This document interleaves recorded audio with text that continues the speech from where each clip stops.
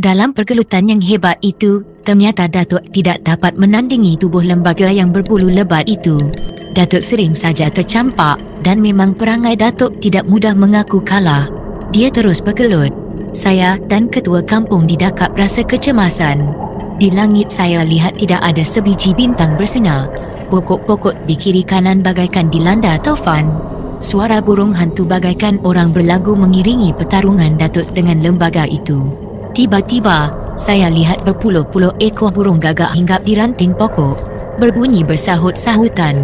Kemudian burung-burung gagak itu terus turun ke tanah lapang. Tanah itu jadi gelap dengan burung gagak. Saya benar-benar berada dalam keadaan cemas. Lembaga yang berbulu lebat terus mencampakkan tubuh Datuk ke pangkal pokok pisang. "Bacalah ayat Al-Kursi," bisik ketua kampung pada saya. Saya terdiam. Dalam saat-saat cemas begitu, saya jadi terlupa untuk mengingati ayat tersebut. Bila saya cuba, pembacaan saya banyak yang silap. Saya menggelabah tidak tentu arah. Datuk tidak juga bangun daripada pokok pisang. Saya teringat pesan Datuk bahawa ayat Al-Fatihah adalah ibu segala ayat dan mempunyai kelebihan yang tersendiri. Jadi, kalau kita berhadapan dengan musuh dan sudah tidak ada cara lain untuk mempertahankan diri, bacalah ayat tersebut sambil berusaha melepaskan diri dari musuh dengan bertawakal pada Allah yang Maha Besar. Jadi, Al-Fatihah pun saya baca dengan teliti supaya tidak silap. Bila sudah selesai dibaca, saya mula terasa semacam ada semangat baru dalam diri saya. Fahamlah saya bahawa tidak ada kuasa yang lebih gagah dan kuat dari kuasa Allah. Saya perhatikan ketua kampung masih terus membaca ayat Al-Kursi. Di tanah lapang lembaga hidup yang berbulu berdiri gagah dikelilingi oleh berjuta-juta burung gagak. Saya renung ke langit. Saya lihat ada benda terbang separas pucuk pokok ke kabu, berkilau-kilau. Benda itu seakan-akan bentuk batang buruk. Di bahagian bawahnya keluar sejenis benda semacam tali berwarna merah. Benda itu berlega-lega atas bumbung rumah timah dan akhirnya hilang lalu diganti oleh suara perempuan ketawa manja. Saya raba telinga, hidung dan mata bagi memastikan apakah perkara yang saya alami. Satu khayalan saya sendiri. Saya meraba bumi dan rumput. Ternyata saya tidak berkhayal. Saya berhadapan dengan satu dunia yang cukup ganjil dan aneh sekali. Dalam sama-sama malam itu, cara kebetulan di langit bulan mula bersinar. Saya lihat Datuk bangun menuju ke arah kami. Di tangannya masih tergenggam batang serai dan bulu burung gagak. "Hebat!" sepatah perkataan keluar dari mulut Datuk. Dia terus duduk, kemudian mencangkung, macam orang mahu memulakan perlumbaan lari. Lepas itu bergerak lagi. Kedua belah tangannya diletakkan ke depan, kaki diluruskan ke belakang. Dengan perintah Datuk, ketua kampung mencacapkan bulu burung gagak dan batang serai di depannya. Datuk merenung ke arah lembaga yang berbulu hitam. Saya lihat Datuk bagaikan harimau yang mahu menerkam mangsanya. 10 jaringnya mencakar-cakar tanah. Dia pejamkan matanya lalu mulutnya bergerak-gerak. Saya terdengar Datuk membaca sepotong ayat dari Al-Quran. Saya amati pembacaannya. Memang Datuk membaca ayat yang pernah dibaca oleh Nabi Allah Yunus ketika ia berada dalam perut ikan. Datuk menyerahkan hati dan perasaannya pada Allah yang Maha Besar. Memang semua kepandaian yang ada padanya tidak terdaya melawan hantu raya jelmaan syaitan itu. Datuk terus berdiri. Bulu gagap diangkatnya. Serentak dengan itu dia menyuruh saya membakar kertas. Bila api sudah menyala, ketua kampung lalu menghimpunkan daun-daun kering atas api yang membara itu. Entah dari mana Datuk mendapat kemenyan. Dalam tempoh beberapa saat saja, kawasan kami penuh dengan bau kemenyan. Makin kuat bau kemenyan masuk lubang hidung, kian kuat bunyi pokok-pokok di sekeliling kami dirempuh angin. Dahan-dahan bagaikan jatuh mahu menimpa kami, tetapi bila dilihat ke atas pokok pun tidak bergoyang. Suara gagak tetap bersahut-sahutan. Datuk membongkok dan terus menumbuk tanah. Semua burung gagak di tanah lapang berterbangan, hilang dengan sekelip mata. Deru angin tidak sekuat tadi, semuanya terasa menyepi. Saya lihat lembaga hitam hilang, lebih kurang antara 5 hingga 7 minit kami dipeluk sepi. Datuk meletakkan bulu gagak atas lengan, ditiup 3 kali berturut-turut. "Kau," tempik ketua kampung, bila di depan kami wujud batang tubuh suami timah. Bila Datuk mahu menerpa ke arahnya, batang tubuh suami timah segera hilang. Tempatnya digantikan dengan kain putih. Kain itu bergerak dan mengelumbung. Saya, ketua kampung dan Datuk terus melihatnya dengan penuh teliti. "Mayat," kata saya. "Ya, memang dalam kain itu mayat," jawab Datuk. "Mayat siapa?" tanya ketua kampung. "Mayat suami Timah," pendek Datuk menjawab sambil menyingsing lengan baju. Mayat yang terbujur itu bergerak lalu mengoyakkan kain kapannya. Mayat itu terus duduk. Kain kapan berkumpul di bahagian pinggang. Ketua kampung memberitahu saya bahawa itulah mayat suami Timah yang telah ditanam oleh orang-orang kampung saya dulu. Mayat itu memusingkan badannya sambil duduk, merenung ke arah Datuk dengan pandangan yang cukup tajam. Bau busuk mula menguasai kawasan tempat kami bernaung. Saya bagaikan mahu terkeluar isi perut. Angin malam terus bertiup, macam-macam bunyi yang kami dengar. Dalam suasana yang begitu, saya terdengar bunyi suara orang lelaki merintih menahan kesakitan. Saya tidak tahu dari mana suara itu datang. "Kau orang jangan bercakap walau sepatah apapun," Datuk mengingatkan kami. Dia maju selangkah ke depan. Saya perhatikan mata mayat itu lama-lama. Saya terkejut, memang di bahagian mata itu terdapat lubang yang boleh mengeluarkan cahaya. Kalau seimbas pandang lubang itu tidak mudah kelihatan terpelohong. Kelihatan macam mata manusia yang sempurna. Datuk undur ke belakang. Dia membuka baju dan mengenakan ketubuhnya kembali dalam keadaan terbalik. Dari rusuk baju sebelah kirinya, Datuk mengambil sebatang jarum panjang. Mayat yang sudah berbau itu berpusing-pusing di atas tanah. Datuk membaca mentera dan menepuk bumi 3 kali. Batang serai dibuang ke arah kanan manakala bulu burung gagak dipijaknya dengan kaki kiri. Datuk melangkah 2 tapak ke depan. "Kau suami Timah," cukup lantang suara Datuk. Mayat itu angguk kepala dan menutup kepalanya dengan kain kapan semula. "Kau kenal ketua kampung," tambah Datuk. Mayat itu buka kain kapan lalu merenung ke muka ketua kampung. Mayat anggukkan kepala. Saya merasa cukup seram. Datuk menggawang-gawangkan tangan di depan matanya. Mayat itu berpusing ke arah Datuk kembali. Datuk menumbuk tanah dan mayat suami Timah di depannya terus menjerit. Bergema ke seluruh kawasan. Pokok-pokok kecil bagaikan mahu tercabut. Mayat itu cuba bangun, tetapi tidak boleh. Punggungnya seperti melekat pada bumi. Datuk pun mengangkat kedua belah tangannya ke atas, lalu diturunkan perlahan-lahan. Berhenti separas dada. 10 jari tangan Datuk kelihatan kembang macam menahan sesuatu. Saya perhatikan kaki kanan Datuk terbenam ke dalam bumi separas buku lali. Mayat di depannya terus berhempas pulas. Mulut Datuk berkumat kamit. Fahamlah saya, Datuk sedang berdialog dengan mayat. Kerana selalu saja mengikut Datuk dan selalu pula melihat dia bercakap dengan makhluk ganjil, saya dapat membaca dan mentafsir apa yang dicakapkan oleh Datuk menerusi gerak bibirnya. Lebih kurang Datuk berbicara, "Kenapa kau datang ke dunia ini? Menuntut sesuatu. Apa yang kau tuntut?" "Isteriku, kau dengannya tidak boleh bersama. Aku tahu, tapi aku mahu pulang padanya. Aku mahu dia membela dan memberi aku makan. Kalau dia tidak mahu bagaimana, aku akan mencari keluarga aku yang terdekat untuk meminta perlindungan." Datuk berhenti bercakap. Timah yang sedar dari pengsan menerkam ke arah kami. Mayat itu masih terkapai-kapai di tempatnya. Timah terus berlindung di belakang ketua kampung. "Apa pesannya pada kau sebelum dia mati?" Dengan mendadak saja Datuk mengajukan pertanyaan pada Timah. Timah termenung sejenak mengingati sesuatu. "Tak ada apa-apa," sahut Timah. "Mesti ada, kalau tidak hantu suami kau tidak pulang," sanggah Datuk. Timah menggigit bibir. Mayat suami Timah kelihatan berhempas pulas mahu bangun. Bila mayat itu boleh bangun, Datuk menekan kaki kirinya yang terdapat bulu burung gagak di bawahnya. "Kalau kaki ini terangkat, syaitan yang menyerupai suami Timah akan lari, kemudian mengacau semua penduduk kampung," ujar Datuk pada ketua kampung.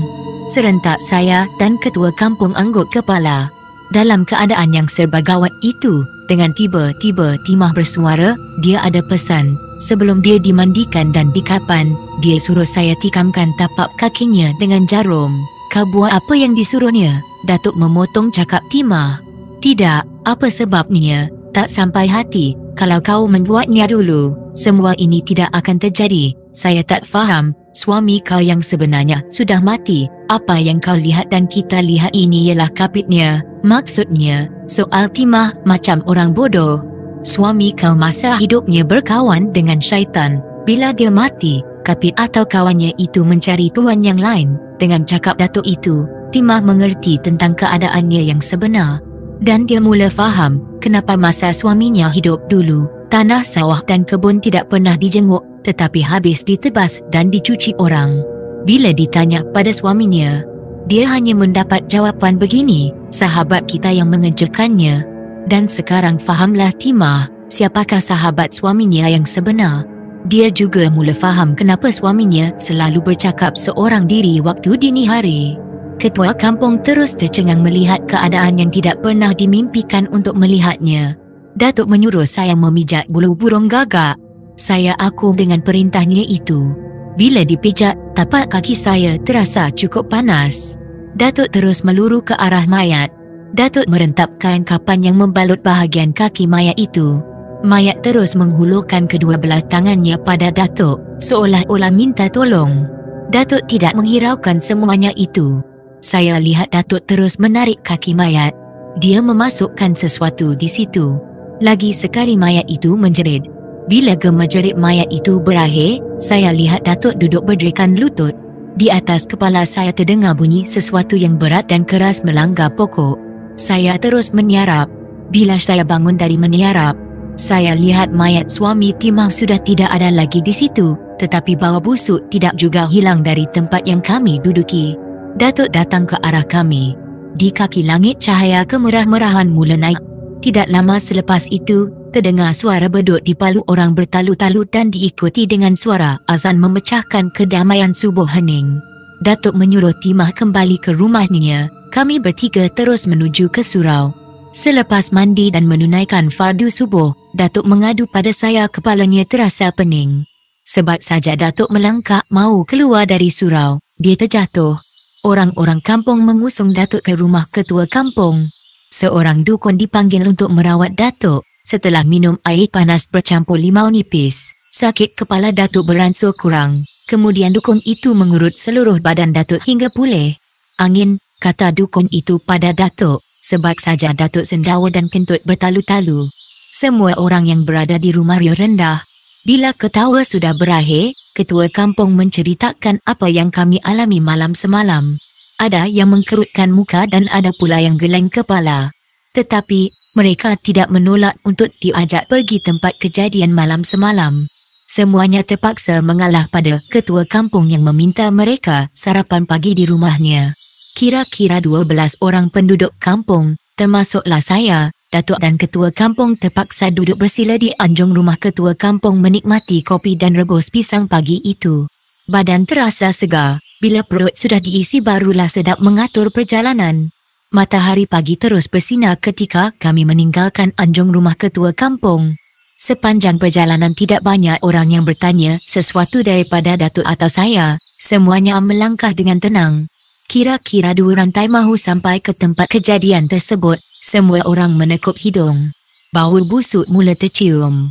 2-3 orang kampung tidak mahu meneruskan perjalanan. Mereka muntah dan terus pulang. Bau bangkai apa ni? Saya terdengar suara bertanya pada Datuk. Pertanyaan itu tidak segera dijawab oleh Datuk. Dia cuma tersenyum. Entah, cuba tanya ketua kampung. Sebab saja Datuk habis bercakap dia berdehem 2-3 kali.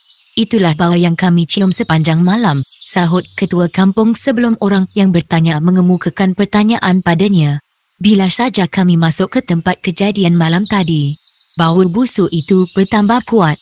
Datuk terus menunjukkan pada orang-orang kampung tempat mayat itu duduk. Tanah di situ kelihatan berlubang. Di sekelilingnya terdapat sejenis serbuk berwarna putih seperti hampas kelapa. Bau busuk yang cukup meloyakan teka itu berpunca dari situ. Tiba-tiba Datuk mengambil secebis kain putih yang terdapat di situ. Bila diangkat kain itu, ia bertukar menjadi habuk macam tepung. Tangan Datuk yang memegang kain itu digosokkan ke tapak kaki kiri. Tujuan Datuk berbuat begitu mahu menghilangkan bau busuk yang terdapat di tapak tangannya. Ini membuktikan bahawa syaitan tu memang wujud. Dia mempengaruhi anak Adam mengikut keadaan, ujar Datuk tenang. Matahari pagi kian meninggi. Sudah melampaui pucuk getah. Dari situ, kami terus ke rumah Timah. Sampai saja di kaki tangga rumahnya, Timah terus mengadu bahawa dia tidak boleh duduk di dalam rumah peninggalan suaminya. Kenapa? Ketua kampung menyoal. Seluruh rumah berbau busuk, macam bau bangkai hingga beras dalam tempayan pun berbau busuk tok, suara Timah sayu. Dengan perintah Datuk, saya disuruh naik ke rumah. Sebab saja saya berada di muka pintu, saya terus termuntah. Semua yang saya makan pagi itu habis keluar. Cepat-cepat saya turun. Atas persetujuan orang-orang kampung, sebuah rumah lain didirikan untuk Timah.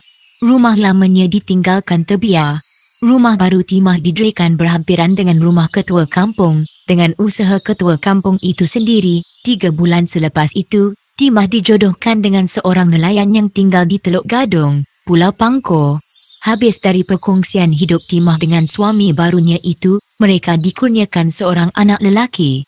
Dan anak lelaki itu kini sudah bekerja dengan Bank Bumiputra. Dalam tahun 1977, anak lelaki Timah itu telah ditukarkan dari Bank Bumiputra Ipoh ke Bank Bumiputra Batu Pahat, Johor dan sekarang bertugas di Kuala Lumpur. Masa orang-orang kampung mendirikan rumah Timah, saya dan Datuk turut membantunya. Malah, sebelum Timah pindah ke rumah barunya, Datuklah orang pertama tidur di situ. Tujuan Datuk berbuat begitu untuk menjamin rumah itu tidak didatangi oleh sebarang hantu syaitan atau jin, di samping Datuk mencari sesuatu alamat. Menurut Datuk, setiap orang yang mahu menduduki rumah baru, sekurang-kurang 1 malam mesti ditidur oleh orang lelaki terlebih dulu dengan membawa sebungkus gula, susu dan segenggam beras. Orang yang tidur di situ, mestilah dirinya dalam keadaan bersih. Sebaik-baiknya melakukan sembahyang hajat di rumah itu, mohon petunjuk dari Allah atau memohon padanya supaya orang yang akan mendudukinya kelak tetap selamat serta melakukan sesuatu yang baik dan teguh iman serta kuat beribadat. Pada hari Timah menaiki rumah barunya, orang-orang kampung telah mengadakan pembacaan doa selamat. 2 hari selepas Timah duduk di rumah baru, saya dan Datuk pun meninggalkan kampung Cangkat Cermin. Sebab saja Datuk sampai ke rumahnya, dia lagi sekali jatuh pengsan. Bila Datuk sedar dari pengsan, seluruh badannya lebam. Dia tidak boleh berdiri. Datuk terpaksa merangkak dari muka pintu hingga ke tempat tidur. Seluruh sendinya terasa sakit, macam ditikam-tikam dengan jarum. Bila malam, Datuk menjerit sendiri. Anehnya, Datuk saya, bila dibawa ke doktor ternyata dia tidak mengalami sebarang sakit dan bila dia masuk ke dalam rumah, sakitnya datang semula.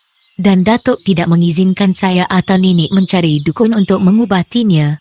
Sakit Datuk itu berlanjutan hingga ke bulan puasa, tetapi yang peliknya Datuk dapat meneruskan puasanya dengan sempurna.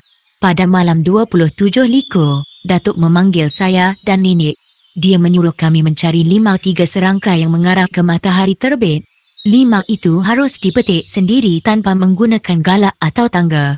Akhirnya apa yang dikehendaki oleh Datuk itu saya perolehi. Dia suruh saya meletakkan 5 itu di atas pinggan putih bersama pinang kering. Lebih kurang pukul 12 malam. Rumah Datuk didatangi oleh bau yang cukup wangi. Saya lihat pintu rumah Datuk terbuka dengan sendiri. Tidak berapa lama selepas itu, saya terdengar bunyi suara orang perempuan membaca Quran. Suaranya cukup merdu yang datangnya dari tempat tidur Datuk. Perkara itu berlaku 3 malam berturut-turut. Saya tanyakan hal itu pada nenek. Kata nenek isteri muda Datuk datang mengubatnya. Kadang-kadang saya terdengar orang bercakap dengan Datuk. Pernah saya terdengar orang itu bertengkar dengan Datuk. Bila pertengkaran itu berakhir, suasana menjadi sepi. Kemudian dengan jelas saya mendengar suara orang perempuan berkata begini pada Datuk. Al-Quran yang diturunkan oleh Allah sudah cukup lengkap untuk manusia. Di dalamnya tersembunyi 1000 rahsia perubatan. Apa salahnya kita mengambil ayat-ayat darinya untuk penawar? Dan saya tidak pernah bertanyakan hal itu pada Datuk.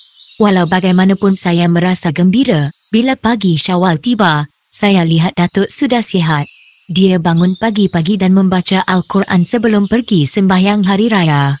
Di masjid, Datuk duduk di barisan hadapan membaca takbir bersama orang ramai. Setelah selesai sembahyang hari raya, saya dan Datuk terus menziarahi rumah seluruh penduduk kampung. Bila saya dan Datuk kembali ke rumah, saya terkejut melihat 2 orang perempuan duduk di anjung rumah. Perempuan yang berusia agak lanjut itu tersenyum pada saya bila saya melintas di depannya, manakala perempuan muda yang berselindang lingkup itu wajahnya terlalu manis, air mukanya cukup bersih. Saya bertanya dalam diri, siapakah gerangan perempuan itu? Dalam keadaan yang kebingungan itu, saya lihat perempuan itu mendekati Datuk lalu mencium tangan Datuk dengan diperhatikan oleh perempuan di sebelahnya. Nenek cuma tersenyum saja.